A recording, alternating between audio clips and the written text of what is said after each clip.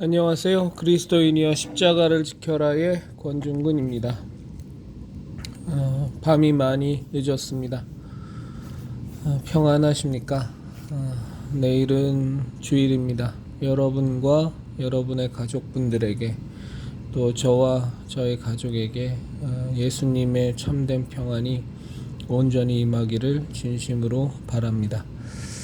오늘 제 유튜브 채널을 함께 하시는 한 분이 기도 제목을 댓글로 올려주셨습니다.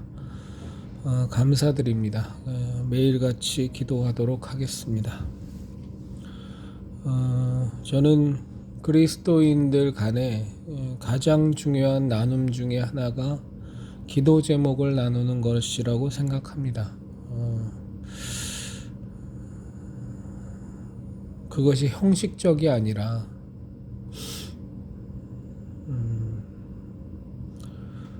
두세 사람이 모여서 기도하는 중에 정말로 하나님 함께 계시다고 우리가 물리적으로 같이 모여 있진 못하지만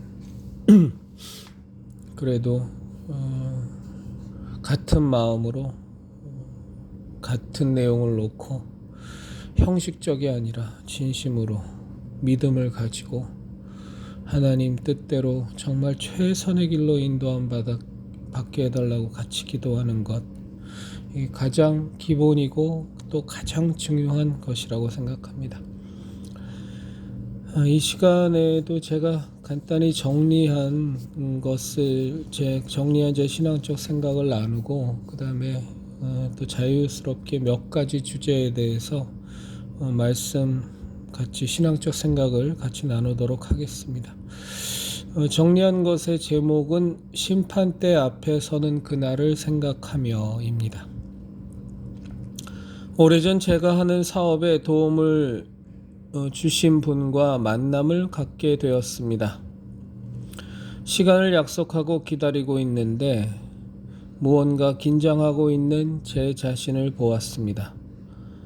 만남이 제게 도움이 되면 좋겠다는 생각으로 소소한 것들까지 신경을 쓰면서 그것이 저를 긴장하도록 만들었습니다. 그때 갑자기 하나님이 생각이 났습니다. 내가 하나님 앞으로 나아갈 때 나는 과연 이렇게 긴장한 적이 있었던가를 생각하니 정말로 하나님께 죄송한 마음이 들었습니다. 그리고 이어진 생각은 언젠가 맞이하게 될 하나님 앞에서의 심판의 날이었습니다. 하나님의 보좌 앞에서 저희 삶에 대하여 심판을 받게 될 때, 판결을 받게 될 때 나는 어떨까 하는 것이었죠. 물론 우리는 그리스도인이 되었기에 예수님의 은혜로 멸망의 판결이야 우리에게 해당이 안 되겠지만 우리 살아온 삶 전체를 놓고 하나님 앞에서 판정을 받을 때 어떨까 하는 그 말씀입니다. 표현조차 불가능한 지극히 밝고 거룩한 하나님의 빛 앞에 제가 서게 되는 그날, 나의 모든 실체가 완전히 발가벗은 채로 그 존엄하신 하나님 앞에 설 그날을 그려보았습니다. 등골이 오싹했습니다. 생각만 해도 내 모든 것이 녹아내리는 것 같았습니다. 심판대에서 낱낱이 드러나는 나의 부족함, 예수님을 만난 이후로도 열심히 지속적으로 일삼아왔던 죄악의 생각들, 마음들, 행위들, 눈앞이 아득해졌습니다. 가슴이 울렁거리고 심장이 마구 뛰었습니다. 한마디로 말해 딱 죽을 것 같았습니다. 그런데 그런 좌절감 속에서 하나님은 제게 예수님을 보게 하셨습니다. 하나님의 보좌 우편에 앉아 계신 예수님 그분이 저를 보고 있는 그 장면이 저에게 떠올랐습니다. 그리고 하나님께 예수님께서 말씀하고 계셨습니다. 아버지여, 저 아이가 당신의 자녀입니다. 제가 십자가에서 흘린 피로 구원한 그 아이입니다. 저 아이의 죄악을 보지 마시옵고 그에게 칠해져 있는 나의 피를 보십시오. 저 아이는 나의 피로 원죄가 그리고 그 후에 수많은 죄악이 말갛게 씻겨 있습니다. 보시옵소서. 눈처럼 희어진 저 아이를. 나의 피로 씻음 받은 후에도 많은 잘못과 악행들을 범하였으나 그것을 보지 마시옵고 그 뒤에 흠뻑 묻어 있는 나의 피를 통해 저 아이를 보시옵소서. 제가 살 길은 예수님밖에 없음을 다시금 묵상하게 하는 하루였습니다. 예수님이 하나님의 보좌 우편에 앉아 계신 이유를 새삼 깨닫게 되는 순간이었습니다. 저는 예수님의 구속하심의 은혜가 없이는, 예수님의 변호하심이 없이는 도무지 한순간도 살 수 없는 나약한 죄인임을 다시 한번 고백합니다. 예수님 감사드립니다. 이것으로 짧게 제가 정리한 내용을 좀 나눠보았습니다. 그리고 좀 자유스럽게 몇 가지 주제를 갖고 좀 나눌까 하는데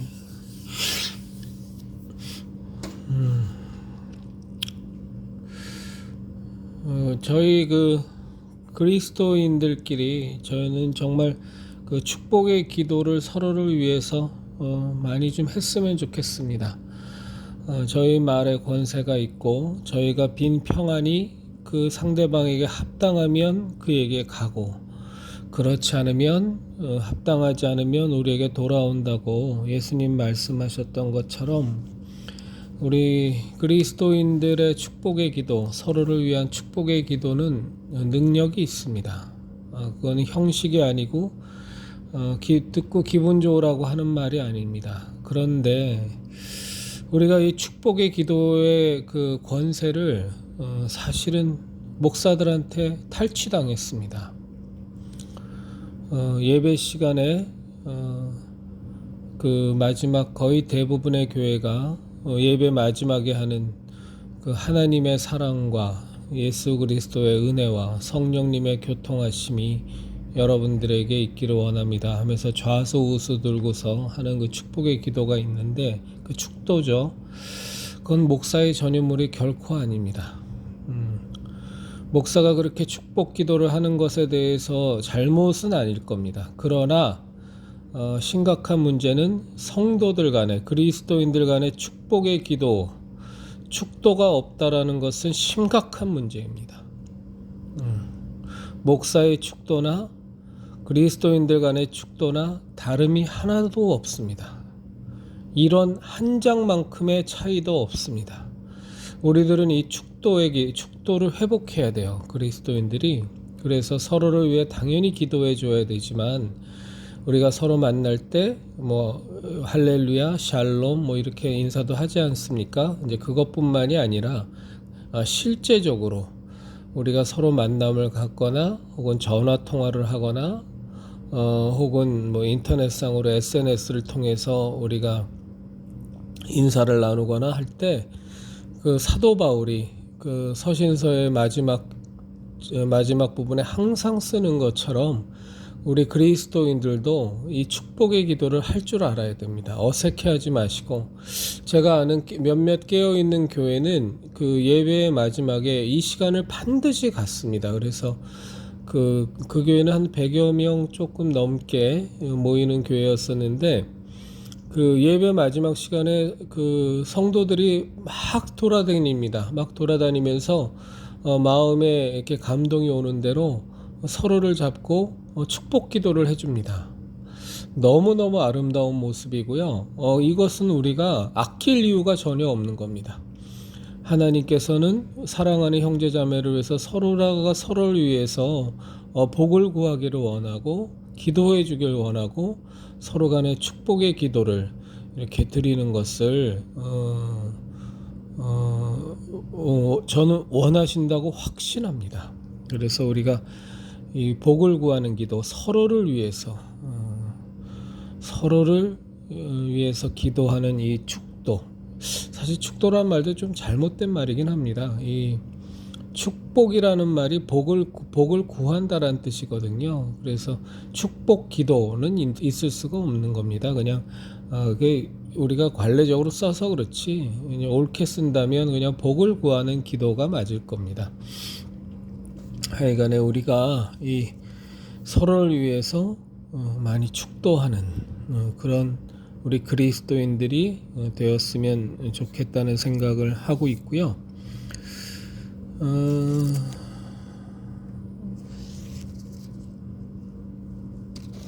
요거 조금 제가 고민을 했는데 그래도 좀 나눠야 되겠습니다.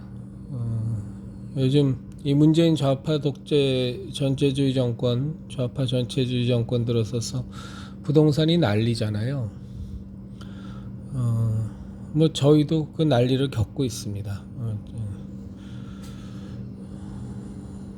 굉장히 어려움을 겪고 있는데 그걸 뭐 여러분들에게 나누고자 하는 게 아니고, 이제 막 그 종합부동산세, 종부세도 엄청 올라가고 재산세도 엄청 올라가고, 뭐 하여간에 이 문재인 정권 들어서서 국민들에게 아주 세금을 바가지로 씌워서 부동산 값은 천정부지로 뛰게 해놓고, 그 뛰게 해놓은 부동산 값에 따라서 공시지가 왕창 올려갖고 세금을 얼마나 걷었는지, 종부세 그 징수액이 박근혜 정권 대비해서 10배가 많아졌다는 거 아닙니까? 하여간에 지금 난리도 아닌데, 그러다 보니까 이 전세 놓고 월세 놓고 하시는 분들이 그 세금에 대한 부담을 세입자한테 다 전가하는 현상들이 지금 심각하게 벌어지고 있습니다.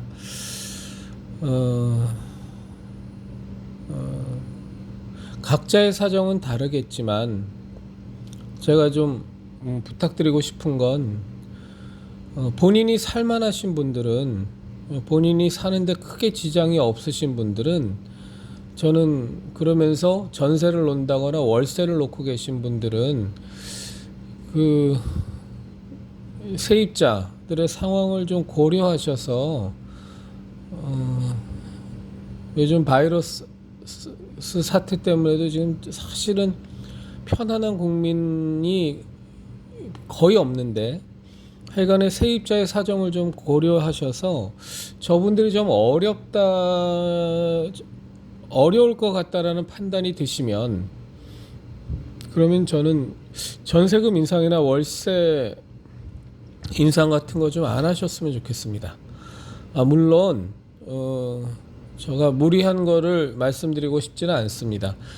본인이 그렇게 올리지 않는다면, 정말로 개인의 이 경제 상태가 완전히 나락으로 떨어진다면 저는 뭐 그분들에게 말씀드리고 싶지는 않지만, 본인 스스로 하나님 앞에서 판단하셔서 이 엄청나게 올라간 종부세 부담, 그리고 재산세 부담, 이런 것들을 감당할 수 있는 분이라면 저는 그 세입자분들에게 그런 부담을 전가하지 않으셨으면 좋겠어요.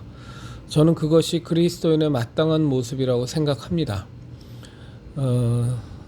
세상이 다 그렇게 한다고 그것 쫓아서 우리도 동일하게 하는 건 그리스도인의 자세는 아닙니다. 분명히 세상은 그리스도인을 보면서 왜 저렇게 바보같이 저러지? 세입자가 못 알아줄 수 있습니다. 안 알아줄 수도 있습니다. 전 상관없다고 봅니다. 우리 그리스도인들은 하나님만 알아주시면 됩니다. 정말 내가 그리스도인이기 때문에 월세 인상도 하지 않고 전세 인상도 하지 않았는데, 그걸 세입자는 하나도 안 알아주고 고마워하는 마음도 없고, 그렇다고 할지라도 저는 상관없다고 봅니다. 하나님 앞에서 하나님께서 알아주시면 됩니다. 우리 그리스도인들은 정말 이렇게 우리가 하는 그리스도인으로서의 마땅한 일들을 할 때 하나님만 알아주는 것에 대해서 좀 익숙해져야 됩니다. 언제부터인가 세상이 알아주지 않으면 아주 몸살을 하여 가장 대표적인 부류가 목사입니다. 목사는 아주 그냥 본인의 어떤 훌륭한 점을 세상이 알아주지 않고 교인들이 알아주지 않으면 아주 환장을 합니다. 이거 정말로 심각한 타락입니다. 그래서 좀 부탁드리건데 물론 여러분의 형편 따라 다르니까 각자 알아서 하셔야 되겠고요. 뭐 그렇지만 저는 권면드립니다. 그래서 좀 이 부분 감안하셔서 예전에 그 금융위기가 왔었을 때 제가 조그마한 상가를 하나 갖고 있었어요. 이건 뭐 정말 자랑하려고 하는 얘기가 아닙니다. 그냥 저희 사례를 말씀드리는 것에 불과합니다. 근데 그때 이제 제가 직장 생활하면서 연봉을 제법 받았기 때문에 좀 고민했어요. 그 상가 월세를 받는데 아무리 생각해도 그 세입자가 힘들겠더라고요. 금융위기 때문에 그 상가 자체의 그 소위 상권이 확 죽어버린 상태였기 때문에 그래서 제가 먼저 고민하다가 이제 결단하고 제가 먼저 그 사람에게 전화했습니다. 그걸 전화하고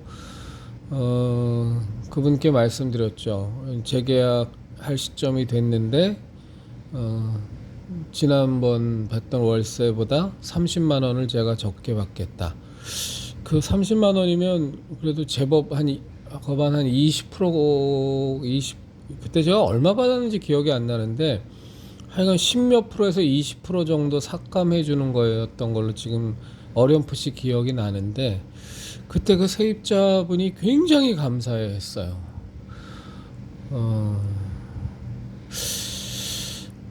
정말로 오해하지 않으셨으면 좋겠습니다. 제가 저를 드러내고자 하는 말씀은 아니고요.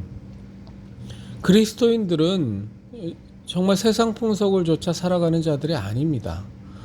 오직 하나님의 뜻을 좇아서 세상이 알아주건 안 알아주건 우리는 하나님의 뜻에 따라서 살아가는 자들입니다. 그래서 당연히 그 모습은 세상과 달라도 너무 다릅니다.